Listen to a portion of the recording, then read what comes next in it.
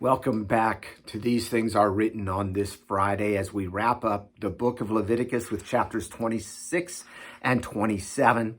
I hope you were able to learn something about this book, that maybe you don't feel as overwhelmed by it. I know we went through it quick, and some of the details I did not focus on. You probably have some questions that came out of it, and there probably will be some questions that come out of this as well. If you want to ask them, in the comments on YouTube, I would be glad to answer them if there are any questions. Or you can send me an email, cburma@peacecolumbus.org. I'd be glad to try to answer them, I should say. We're going to do our readings all from Leviticus 26. We'll talk about 27, but as I have been saying throughout all of this, make sure you read both of the chapters, probably before and after, to get a better understanding of what we are talking about. Leviticus chapter 26, verse 1. You shall not make idols for yourselves or erect an image or a pillar, and you shall not set up a figured stone in your land to bow down to it. For I am the Lord your God. You shall keep my Sabbaths and reverence my sanctuary. I am the Lord.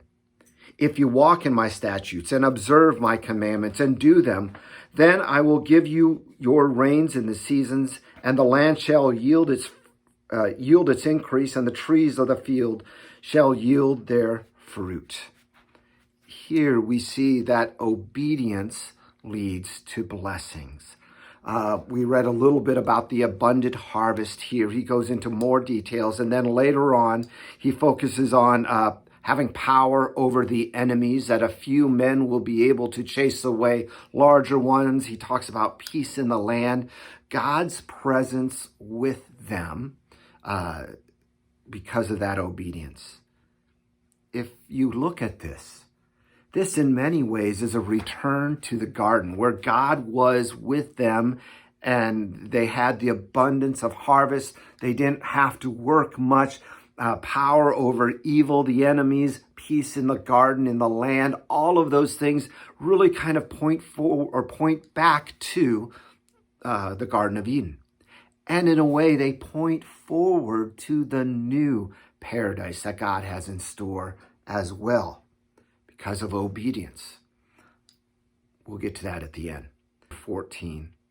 But if you will not listen to me and will not do all of these commandments, if you spurn my statutes and if your soul abhors my rules, so that you will not do all my commandments, but break my covenant, then I will do this to you. I will visit you with panic, with wasting disease and fever that consume the eyes and make the heart ache.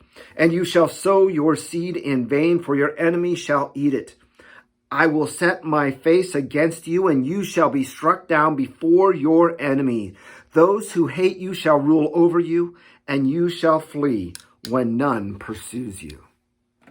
He then goes on and talks. First of all, the disobedience would lead to punishment. The punishment is disease, no harvest, hard work in order to get the harvest.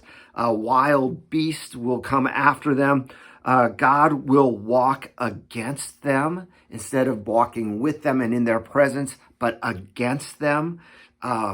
Starvation, eating flesh of their own children, desolation, the enemies will conquer them. All that happened in a way when Israel rebelled that final time, and the Babylonians came in and destroyed the land, destroyed Jerusalem.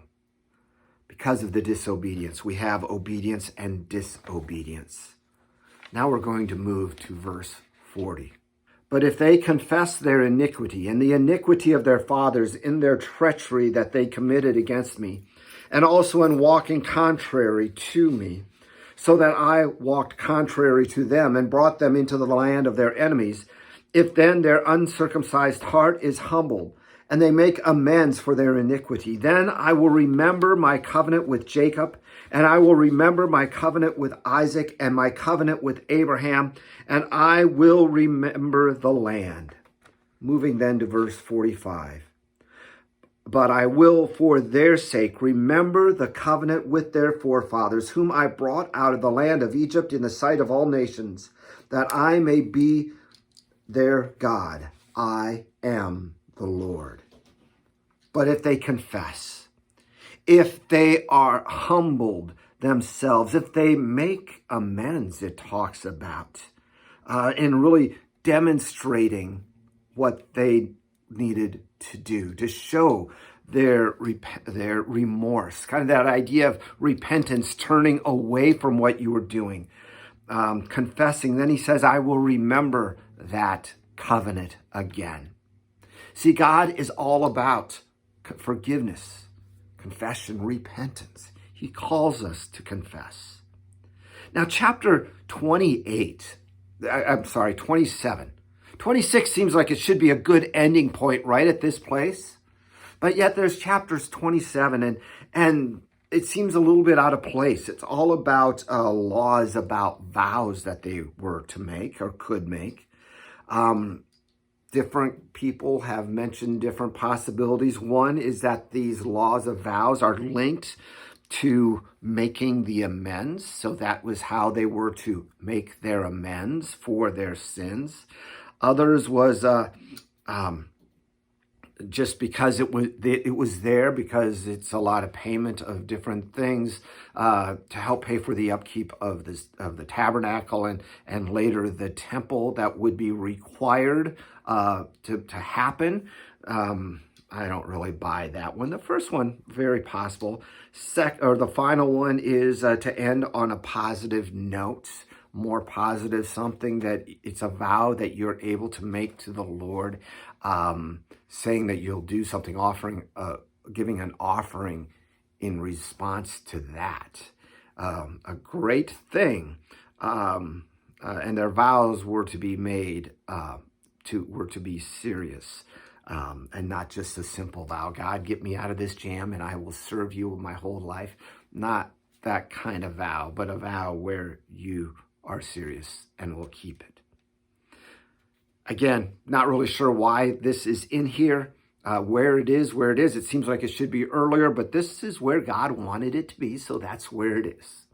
So as we wrap up the book of Leviticus, I invite you back on Monday as we go slower again through the book of Galatians, 6 chapters in 3 weeks, understanding a better idea of this great book of Christian freedom and what Paul means by that, what God means by that. Hope you'll join me then. God bless.